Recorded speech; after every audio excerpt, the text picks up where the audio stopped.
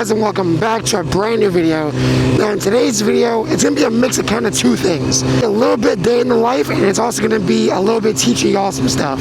Pretty much, I'm going to be teaching you guys 5 things that you should know before you get your motorcycle. Now, some of these things are going to be like maintenance and things like that, and then the other things are going to be things that you should just know before that you wouldn't know until you actually get the bike. And it is a beautiful day right now, super sunny. It's early in the morning, it's like 9 o'clock. Absolutely fire. First things first, we gotta do is get your boy some food because I am starving. So I'm thinking acai bowl. So let's go there first. And if you are not already, be sure to like, subscribe if you want to see any more content by me. I post every single Saturday and shorts in between. If there's anything specific that you guys want to see me post, be sure to leave it down in the comments and you'll be sure to see it. It's so nice out.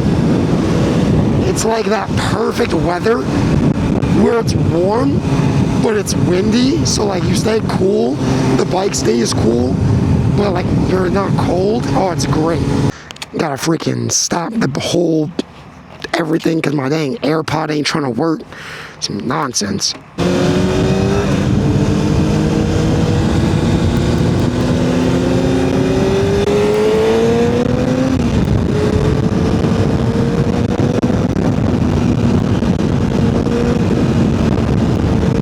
Actually has some nasty fitment.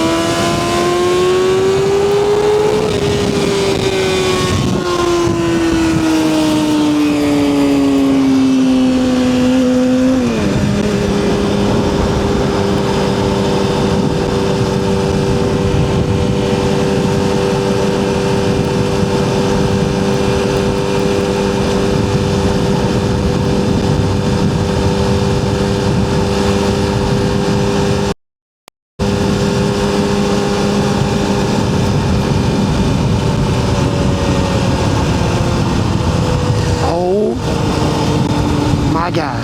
Oh my goodness. That was actually terrifying. We taking a little side quest route instead of going straight.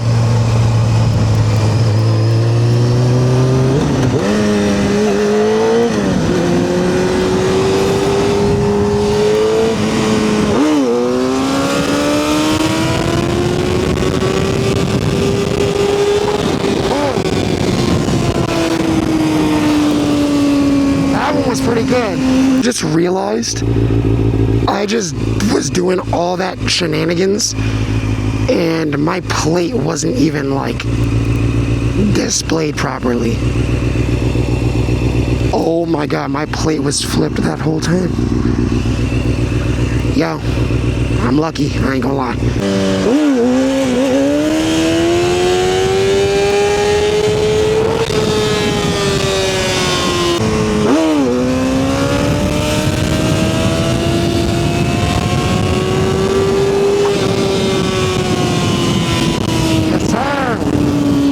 With that right now is just getting that height as fast as possible consistently.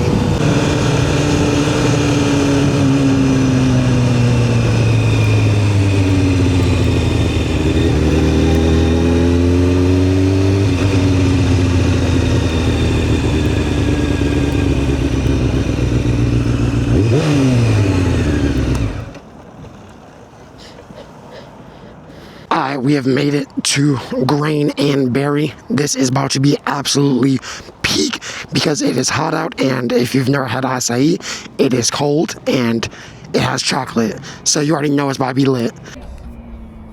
Yes, sir. This thing about to get ate up. Okay, that bowl got absolutely cooked. Now I'm about to ride to work, and then I'll see you guys after, and then I'll teach you guys those 5 things. Okay. Finally got to work. That shift felt way too freaking long. Now, I can tell you guys the 5 things that you should know before you get one of these. Now, the first one is going to be about gear, and it's specifically going to be about gloves. I've seen people wear literally no gloves, which is even worse, but don't buy dirt biking gloves or any kind of dirt bike protection. It's good for maybe impact on the dirt, but this is not the dirt. The dirt is way softer than the ground by a lot. So when you hit the concrete and you have dirt bike gloves, not gonna hold up. So definitely be sure to get some gauntlet gloves. Even though they will be hotter in the summer, it is going to be a lot hotter when your skin hits the asphalt and is no longer there. And that goes for any kind of gear. Don't buy not motorcycle stuff, and also don't buy any gear off of TikTok shop or Shein or Amazon. Buy it from an actual motorcycle shop like Cycle Gear or your nearest dealership that sells gear, because it's going to be the real thing and not some knockoff like Chinese one. I see so many people every single day just rocking the Instagram fit, which is just boots, a helmet and gloves, and then a hoodie and like some jeans.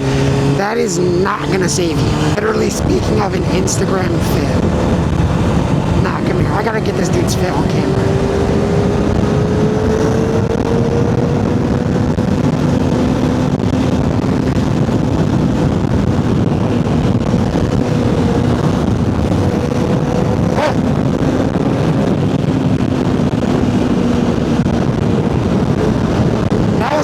This guy's on a 400, still a bike that can absolutely kill you if you're not careful enough. He has high socks, a hoodie, and some Vans, a helmet and gloves.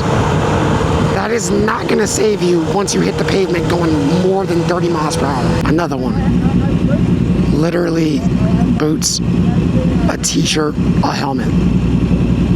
Not gonna save you right there. Now this next one is gonna be more person to person, but it kind of depends on who you are when you're deciding on what kind of bike you should get. I think a 600 is honestly the best option, just because it is fast, but not too fast. As long as you have some experience on 2 wheels, I think you would be okay on a 600 if you have experience and you can control yourself. Because a big thing with that is that this bike will go very illegal speeds if you let it. But if you have the control, you know, it's very fun, it's very light, it's calm. But if you know that you're not the kind of person to, you know, follow the rules and, you know, take your time with it, don't get a 600 because you're gonna crash. I would honestly say 600 and below is what I would recommend for everyone. But if you're not someone that can handle it, I would say a 400. I mean, if you have the money, a Ninja 400 is realistically the best one. Trust me, as a rider, I know it's cool to be the fastest and to have the biggest bike and to be able to go, you know, however, you know, fast while you're wheeling. Like, trust me, I want a 1000 as a 600. But I've also had my 600 for almost a year, so I know what it is to ride. When you're just getting into it and you're, you know, green as grass, you don't need anything more than a 600. Because at times, when I was first learning, even this bike, you know, to this day, scares me sometimes when I'm, you know, doing some tomfoolery. Now, these next 2 are going to be about some straight maintenance, because you should be maintaining your bike just like the bike maintains your riding. Okay, somehow AutoZone doesn't have the bristle brush that I was looking for. My chain, not clean at all. You can see the dirt that comes off it. So what you want to do, you want to get a degreaser like WD-40, spray the chain. Then you want to get your wire brush like this one on screen. This is the one that you want. This one right here, don't want that. This one right here, that's the one you want. So you're going to want to spray WD-40 all over your chain, right? And then scrub a dub-dub the entire chain until it's black. The chain should be like this color, right?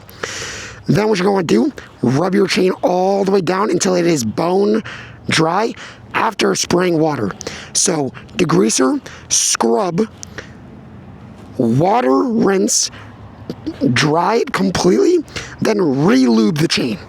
Okay, it's very important that you re-lube the chain, and also do not use a degreaser as your lube. Where my clutch wire all out, what the hell?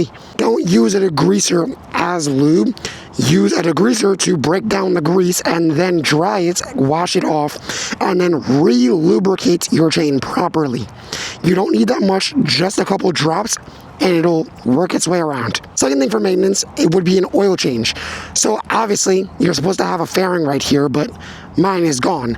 So you see this little thing right there? I can't touch it because it's hot. But that little can right there, that is your oil filter. Right here, depending on what bike you have, this is where your oil is going to go into. It's like here or here, somewhere on this part of the engine, okay?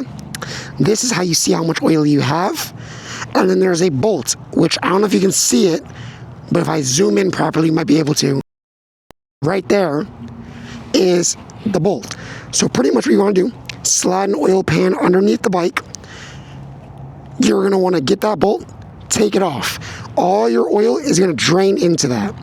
Once that's completely gone, you're going to want to take this oil filter off. This is what you're supposed to do when you change your oil. A lot of people keep their oil filter on and just change the oil. I believe every single time that you change your oil, you should be changing your oil filter just to keep it nice and fresh. Take that off, then you should have a new one. Look up which one works best with your bike, because some of them will give you issues, or go to the Honda dealership and get one that is factory for your bike. Take that off, throw that one away. New oil filter. Get fresh oil or used oil around the rubber seal, screw it back on, hand tight. It does not need to be cranked down that much. Hand firmly tight is totally fine. Also, before you put it on, fill it halfway with some oil. Then, new oil, obviously close the bottom up. Fresh oil, then you can check right here how much oil you have. And then that's you Gucci. You Gucci after that, and then you can keep going. I would say you should be cleaning your chain every like 300 to 800 miles, I believe. I might do it a little bit more than that, honestly. I have not done mine, though, in like 3 weeks. So it's in need of it. So I'm definitely gonna have to do that soon. But my oil, I changed maybe 1,000 miles ago.